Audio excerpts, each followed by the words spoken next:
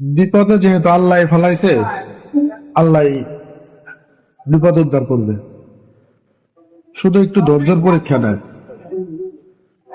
কারণ আল্লাহ মানুষকে অনেক ভালোবাসে, তো তাই মানুষের সময় দেয়, কিন্তু ছেড়ে দেয় না। কারণ ইন্না রাব্বিকা লাশাদীদ, আল্লাহর দ্বারা শক্ত দেওয়া।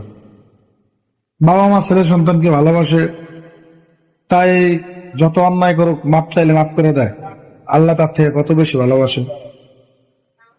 আল্লাহ হয়তো সময় দিতেছে, যারা বেঈমানি করতেছে, জুলুম করতেছে তাদেরকে।